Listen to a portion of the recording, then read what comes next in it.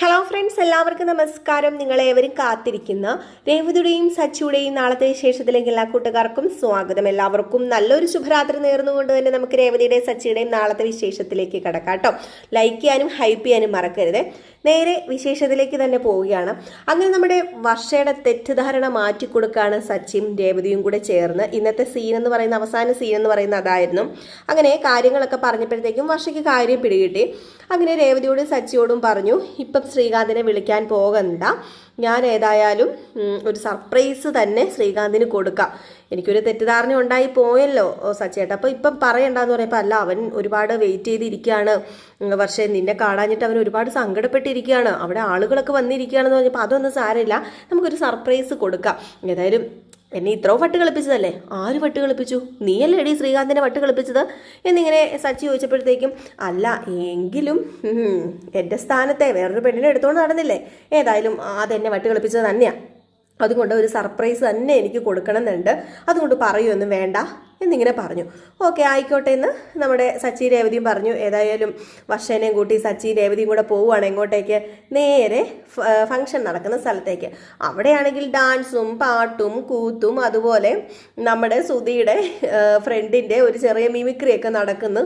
ആകെ മൊത്തത്തിൽ ബോറ്. ഈ മധുസൂദനും അതുപോലെ തന്നെ നമ്മുടെ മധുസൂദൻ്റെ ഭാര്യയ്ക്കും ഇത് ഇഷ്ടപ്പെടുന്നില്ല കേട്ടോ. പുള്ളിക്കാരനാണെങ്കിൽ ചൊറിഞ്ഞ വർത്താനമായിട്ട് ഇങ്ങനെ നടക്കുകയാണ്. ഇതെന്താണ്, എൻ്റെ മകളെ ഇതുവരെ കാണുന്നില്ലല്ലോ, അവൾ എവിടെ പോയി, അവളെ കണ്ടില്ലല്ലോ, അങ്ങനെയാണ് ഇങ്ങനെയാണ്, ആനയാണ് ചേനയാണ് മറുതയാണെന്ന് പറഞ്ഞുകൊണ്ട് ഇങ്ങനെ നടക്കുന്നു. നമ്മുടെ ശ്രീകാന്ത് ആണെങ്കിൽ പറയുന്നുണ്ട് അവൾ ഇപ്പോൾ വരും, വെയിറ്റ് ചെയ്യുക, അവളൊരു സ്ഥലം വരെ പോയതാ, അവളിപ്പോൾ വന്നോളൂ എന്ന് പറയുന്നുണ്ട്. അതൊന്നും കേൾക്കാൻ കൂട്ടാക്കുന്നില്ല.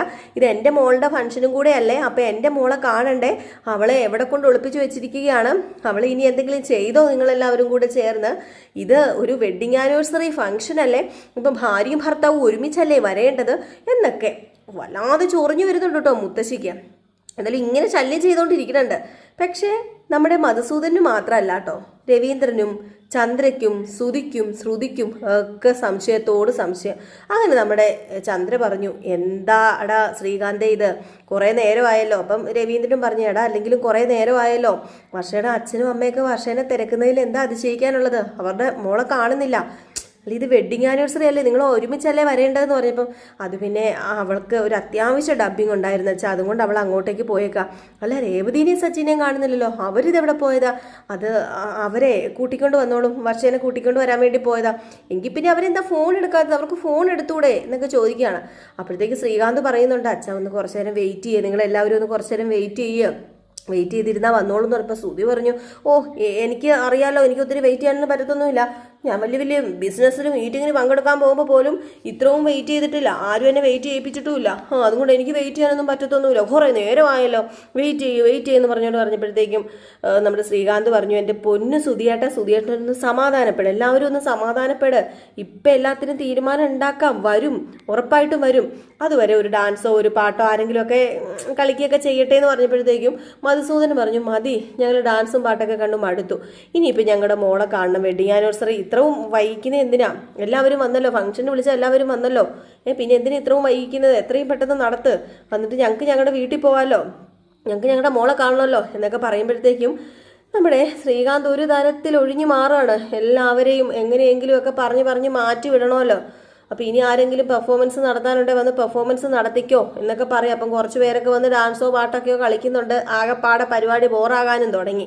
നമ്മുടെ ചന്ദ്രയ്ക്കും അതുപോലെ രവീന്ദ്രനും ഒക്കെ ദേഷ്യം വന്നു. അപ്പോൾ അച്ചമ്മ ഇതിലിടപെടുകയാണ്. അച്ചമ്മ ചോദിച്ചു, എന്താടാ മോനെ ശ്രീകാന്തെ പറ്റിയത്, ഇനി അവളെ വഴക്ക് വല്ലതും ഉണ്ടാക്കി പോയതാണോ, എന്താ നീ എന്നോട് സത്യം തുറന്ന് പറയാമെന്ന് പറഞ്ഞപ്പോഴത്തേക്കും എൻ്റെ അച്ചമ്മ സമാധാനമായിട്ടിരിക്കുക, അച്ചമ്മ അവൾ വരും, നിങ്ങളെല്ലാവരും കൂടെ എന്നെ ഇട്ടിങ്ങനെ പേടിപ്പിക്കാതെ അവൾ വന്നോളൂ എന്നൊക്കെ പറയുന്നുണ്ട് കേട്ടോ. ഏതായാലും ഈ സമയത്ത് മധുസൂദനൻ്റെ ചൊറിഞ്ഞ വർത്താനം കേട്ടിട്ട് നമ്മുടെ കലാവതിക്ക്, അതായത് അച്ചമ്മയ്ക്ക് ഇരിക്കാൻ പറ്റണില്ല, എങ്ങനെയെങ്കിലും നടനം കൊടുക്കണമെന്നേ ഉള്ളൂ. അതുപോലെ ചൊറിയുന്ന വർത്താനം കേട്ടോ പറയുന്നത്. ഇതുപോലെ സ്റ്റാറ്റസ് ഇല്ലാത്ത പരിപാടി ഞങ്ങൾ കണ്ടിട്ടില്ല, ഒരു വെഡ്ഡിങ് ആനിവേഴ്സറി ആകുമ്പോൾ ഇങ്ങനെയാണോ, അതിനൊരു സ്റ്റാറ്റസ് വേണ്ടേ, ഇതൊക്കെയാണോ വെഡ്ഡിങ് ആനിവേഴ്സറി, ഒരു AC റൂം പോലും ഇല്ല, അങ്ങനെയാണ് ഇങ്ങനെയാണെന്നൊക്കെ പറഞ്ഞോളൂ. മധുസൂദനൻ വീണ്ടും ഓരോന്ന് പറയുമ്പം പെരുവിരളിൽ നിന്ന് പെരുത്ത് കയറി ചൂണ്ടുവിരളും കൊണ്ട് ഇങ്ങനെ മർമ്മത്തിൽ കുത്താൻ വേണ്ടി ഇങ്ങനെ അച്ചമ്മ ഇങ്ങനെ പാഞ്ഞ് നടക്കുകയാണ്. ഈ സമയത്താണെങ്കിൽ ഇവരിങ്ങനെ ഓരോരുത്തർ ചോദിച്ച് അവസാനം വന്നെത്തി നമ്മുടെ വർഷ വന്നു.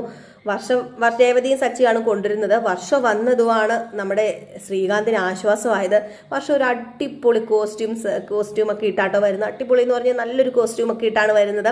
അപ്പോൾ ഇത് കണ്ടപ്പോൾ തന്നെ ശ്രീകാന്ത് പെട്ടെന്ന് അതിശയിക്കുകയാണ്. കാരണം വലിയ മുട്ടം വഴക്ക് പ്രതീക്ഷിച്ചതാണ് നമ്മുടെ ശ്രീകാന്ത്. അപ്പോഴത്തേക്കും ദേ വരുന്നു എന്താ പൂച്ചക്കുട്ടിയെ പോലെ നമ്മുടെ വർഷ. പൂച്ചക്കുട്ടിയെ പോലെ മാത്രമല്ല, ഒരു ക്യൂൻ സുന്ദരീനെ പോലെ തന്നെയാണ് കേട്ടോ കയറി വരുന്നത്.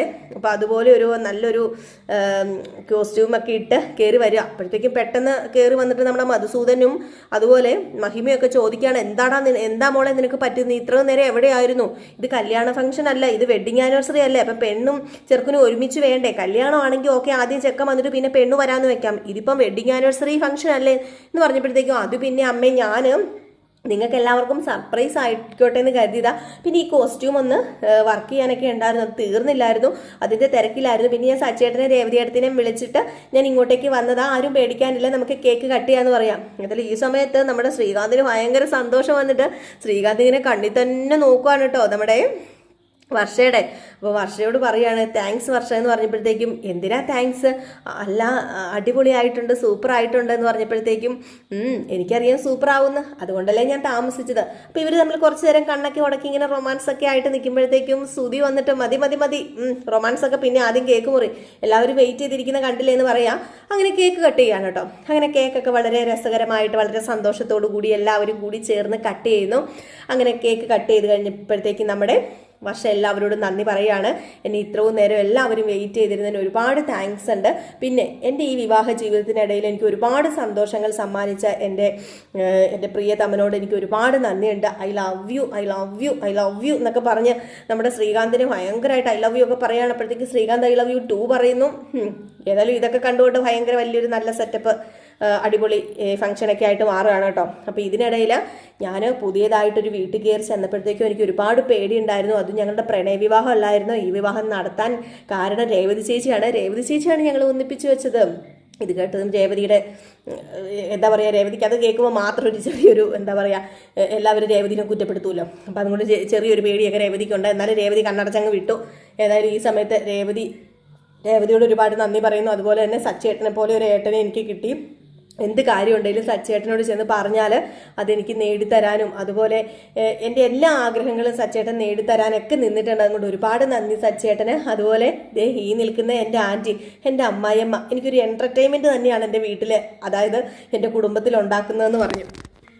എൻ്റർടൈൻമെൻറ്റ് തന്നെയാണ് എൻ്റെ ആൻറ്റി എൻ്റെ കുടുംബത്തിൽ ഉണ്ടാക്കുന്നത്, ആ വീട്ടിലുണ്ടാക്കുന്നത്. ആൻറ്റി ഉള്ളത് സത്യം പറഞ്ഞ ടൈം പോകാൻ നല്ലൊരു സംഭവമാണ് ആൻറ്റി എന്ന് പറഞ്ഞിട്ട് പിന്നെ അങ്കിള് ഞങ്ങളുടെ ഒരു വഴികാട്ടി തന്നെയാണ്. ഞങ്ങൾക്ക് നല്ല കാര്യങ്ങളും എല്ലാം വഴക്കൊന്നും പറയാതെ എല്ലാം നല്ല സൗമ്യതയോടു കൂടി പറഞ്ഞു തരുന്ന അങ്കിളിന് ഒരുപാട് നന്ദിയുണ്ട്. ഇങ്ങനെ ഒരു ചെറിയ കുടുംബത്തിൽ നിന്ന് വലിയ കുടുംബത്തിലേക്ക് ഞാൻ വന്നുപെട്ടതിന് ഒരുപാട് സന്തോഷിക്കുന്നു. പിന്നെ എനിക്കിവിടെ ഏറ്റവും ഇഷ്ടപ്പെട്ടത് എനിക്കൊരു ചേച്ചീനെ കിട്ടിയതാണ്. അതെൻ്റെ രേവതി ചേച്ചിയാണ്. എനിക്ക് കൂടപ്പിറപ്പുകളൊന്നുമില്ല, പക്ഷേ ഞാൻ കൂടപ്പിറപ്പിൻ്റെ സ്നേഹം അറിഞ്ഞത് എൻ്റെ രേവതി ചേച്ചിയുടെ കണ്ടേ പിന്നെ ആണെന്ന് പറഞ്ഞുകൊണ്ട് രേവതിനെ അങ്ങ് പൊക്കാൻ തുടങ്ങിയപ്പോഴത്തേക്കും ചന്ദ്രയുടെ മുഖമൊക്കെ അങ്ങ് കയറി വീർത്തിരിക്കുകയാണ് കേട്ടോ. ശ്രുതിയുടെയും വീർത്തിരിപ്പോട്ടെ. അവരെക്കുറിച്ചൊന്നും പറയുന്നില്ലല്ലോ, അവരെ അപ്രിഷ്യേറ്റ് ചെയ്യുന്നില്ല. മാത്രമല്ല ഈ ഒരു നന്ദി പറച്ചിൽ അവരുടെ കൂട്ടുന്നേ ഇല്ല. കാരണം നമ്മുടെ വർഷയുടെ ജീവിതത്തിൽ അവർ വലിയ സ്വാധീനമൊന്നും ചെലുത്തിയിട്ടില്ല. അതുകൊണ്ടാണ്. എന്നാലും പോട്ടെ എന്ന് കരുതി ശ്രുതിയേട്ടനും അതുപോലെ എൻ്റെ ഏടത്തി ശ്രുതിയേടത്തിക്ക് നന്ദിയുണ്ട് എന്ന് പറയുന്നുണ്ട്. അപ്പോൾ അങ്ങനെ നന്ദിയൊക്കെ പറയുന്നു. ഭയങ്കര അടിപൊളിയായിട്ട് നമ്മുടെ വർഷയും ശ്രീകാന്തും ആ ഒരു ഫംഗ്ഷൻ അടിച്ചു പൊളിക്കുകയാണ്. അപ്പോൾ ഇതിനിടയിൽ വർഷയ്ക്കൊരു സർപ്രൈസ് ഗിഫ്റ്റ് ആയിട്ട് ഒരു പാട്ടുകാരനെ കൊണ്ടുവരുന്നുണ്ട് കേട്ടോ. നമ്മുടെ വർഷയ്ക്ക് ഇഷ്ടപ്പെട്ടൊരു പാട്ടും പാടിക്കുന്നുണ്ട്. ഏതായാലും ആ പാട്ടുകാരനെ കൊണ്ടുവരുന്നതും ആ പാട്ട് പാടിക്കുന്നതും നമ്മുടെ വർഷയ്ക്കും ശ്രീകാന്തിനും മാത്രമല്ല അവിടെയുള്ള കപ്പിൾസിനും മുഴുവനും റൊമാൻസിലേക്ക് കൊണ്ടുപോവാണ്. രേവതി സച്ചിയൊക്കെ റൊമാൻസിലേക്ക് പോവുകയാണ് കേട്ടോ ആ ഒരു പാട്ട് കേൾക്കുമ്പം. ഈ പറയുന്ന രവീന്ദ്രനും നമ്മുടെ ചന്ദ്രയും വരെ റൊമാൻസിലേക്ക് പോകുന്നുണ്ട്. പിന്നെ അതേ മധുസൂദനും മഹിമയും വരെ റൊമാൻസിലേക്ക് പോകുന്നുണ്ട്. അപ്പോൾ ഒരു അടിപൊളി പാട്ടൊക്കെ നമ്മുടെ ഒരു പാട്ടുകാരനെ കൊണ്ട് പാടിക്കുന്ന ഒരു സീനൊക്കെയാണ്. അപ്പോൾ നാളെ എന്ന് പറയുന്നത് ഒരു ഫുൾ കളർഫുൾ അടിപൊളി ഒരു വെഡിങ് ആനിവേഴ്സറി ഫംഗ്ഷൻ തന്നെയാണ് നമ്മൾ കാണാൻ പോകുന്നത്. പുറകെ എത്തും മധുസൂദനുള്ള പണി നമ്മുടെ അച്ചമ്മ പുറകെ എത്തിക്കും. അതൊക്കെ നമുക്ക് കാത്തിരുന്ന് തന്നെ കാണാമേ. അപ്പം ഞാൻ നാളത്തെ വിശേഷമാണ് പറഞ്ഞിട്ടുള്ളത്. ഇനിയിപ്പം എല്ലാവരും കാത്തിരിക്കുക. നാളെ രാവിലെ ഫുൾ വിശേഷവുമായിട്ട് കാണാം കേട്ടോ. അപ്പോൾ എല്ലാവർക്കും വീണ്ടും നല്ലൊരു ശുഭരാത്രിയൊക്കെ നേർന്നുകൊണ്ട് നിർത്തുകയാണ്. നമ്മളിനി എന്നും മിക്ക ദിവസങ്ങളിൽ തന്നെ നമ്മൾ ചെയ്യാൻ ശ്രമിക്കുന്നതായിരിക്കും. നമ്മുടെ രേവതിയുടെയും സച്ചിയുടെയും നാളത്തെ കഥയുടെ പ്രമോ വിശേഷമൊക്കെ ചെയ്യുന്നതായിരിക്കും. അപ്പോൾ എല്ലാവർക്കും ടാറ്റ ബൈ. പുറകെ നമ്മുടെ ആരുടെയാ പെട്ടെന്ന് ആദർശിൻ്റെയും നയനിയുടെയും അത് തന്നെ പെട്ടെന്ന് കിട്ടിയില്ല കേട്ടോ. ആദർശിൻ്റെയും നയനിയുടെയൊക്കെ പ്രേമവിശേഷവും വരുന്നതായിരിക്കും. Tata bye bye. ലൈക്ക് അടിക്കാനും ഹൈപ്പ് ചെയ്യാനും മറക്കരുതേ.